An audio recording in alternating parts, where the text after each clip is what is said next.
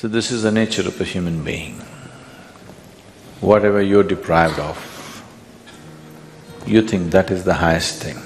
Whatever you don't have, looks like at that moment, that is the highest thing. If you have not eaten for 2 days, food will be God, yes or no?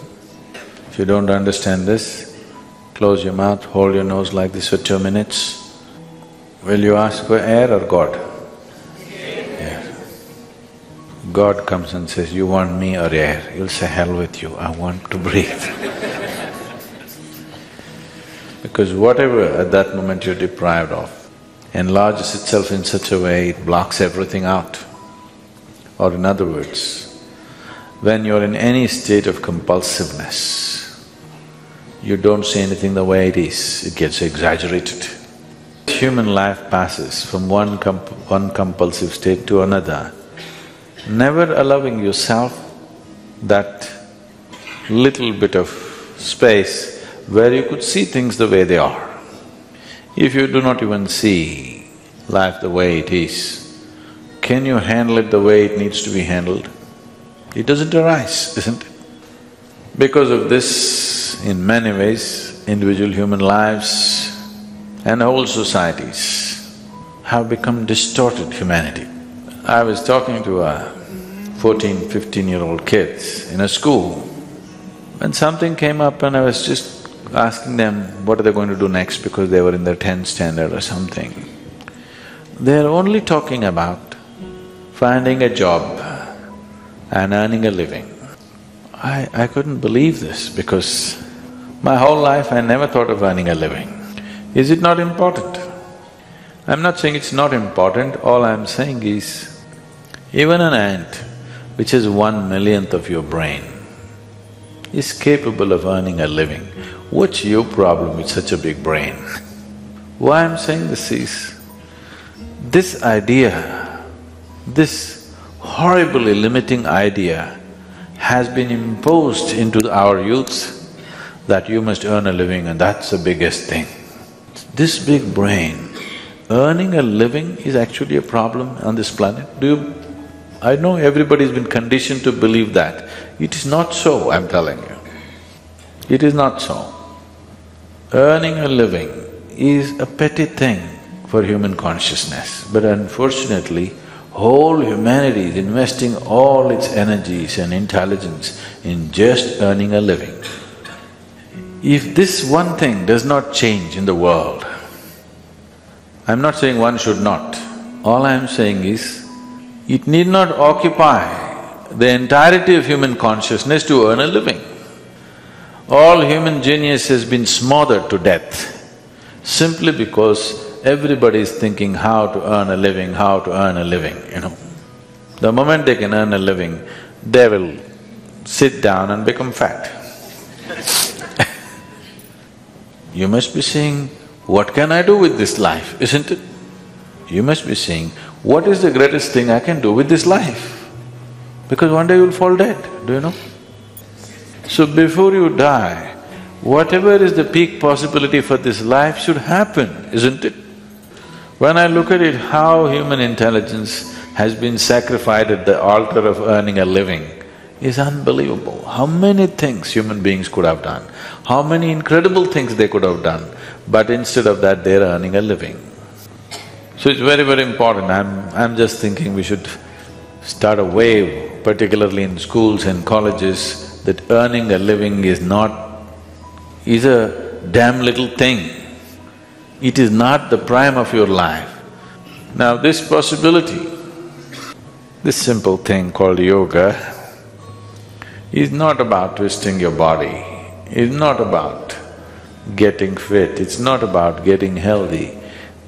All these things nature will do for you if only if you live in tune with it. This is about understanding the geometry of the cosmos through the geometry of your own system. I'm calling this a geometry because cosmos is a geometry, isn't it? Planet Earth is going around the sun. The whole universe is geometrically perfect, that's why it stays there, otherwise it wouldn't. And if you learn to hold your body in a certain way.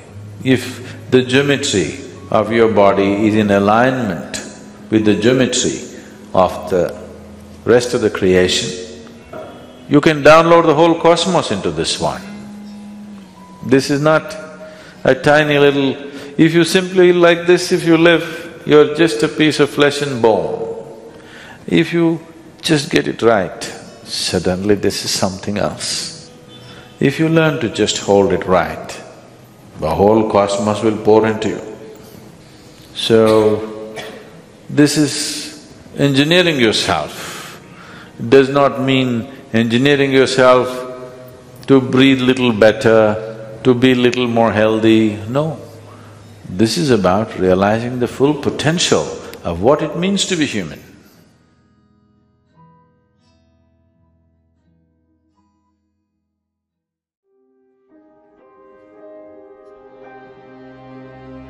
Today, I invite you all to embark on a journey of self-realization and explore the profound transformation of human consciousness.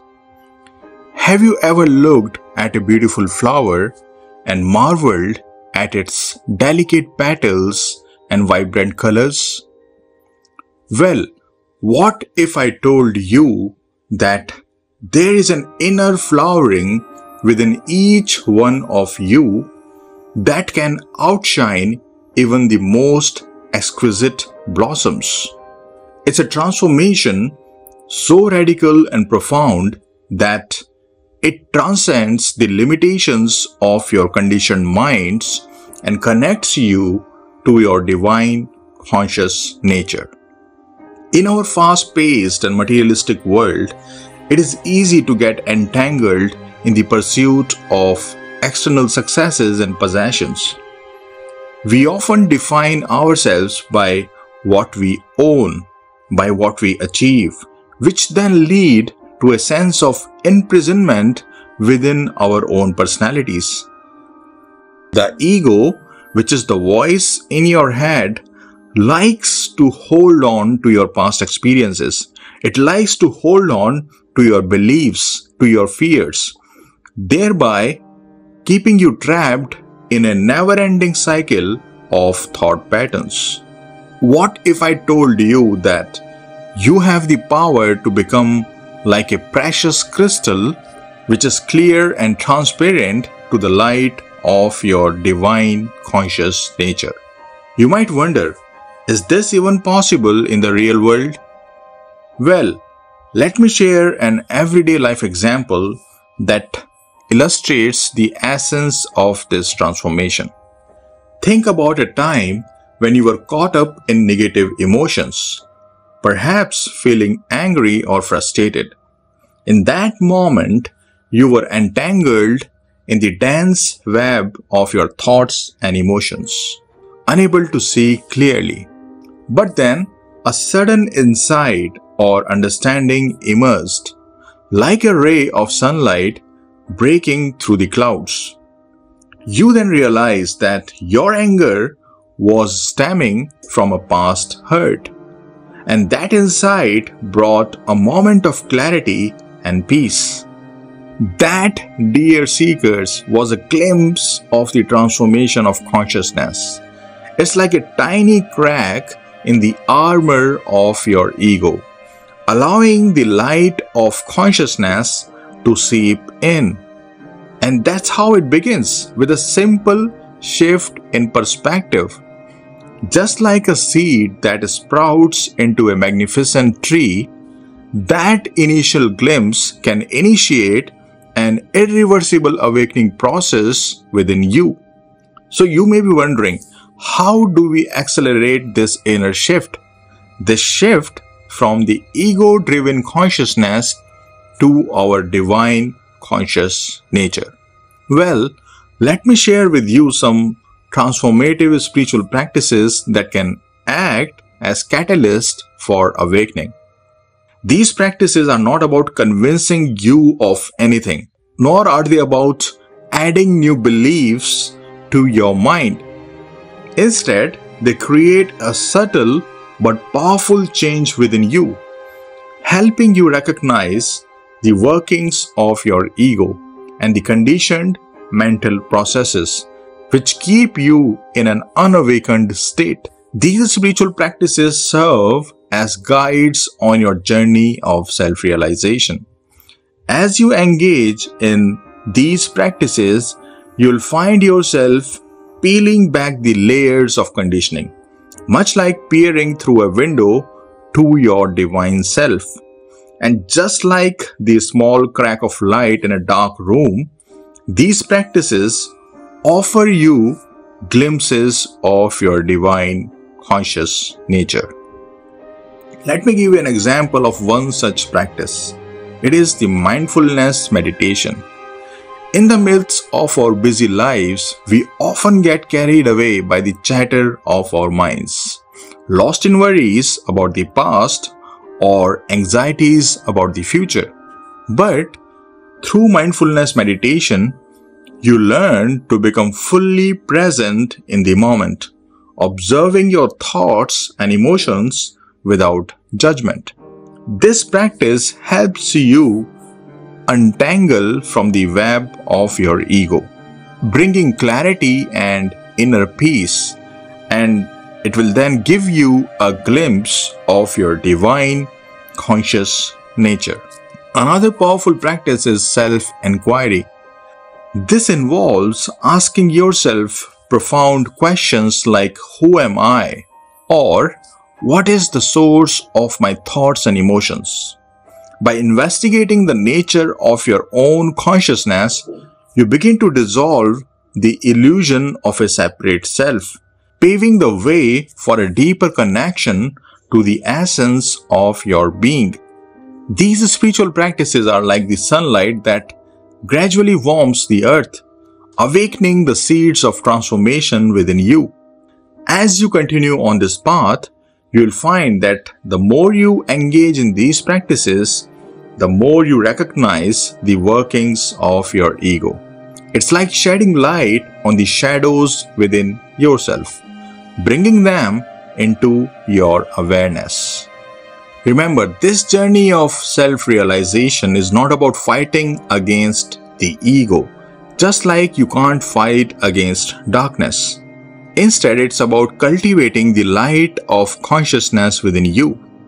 You are that light, and through these spiritual practices, you will start to see the ego for what it truly is.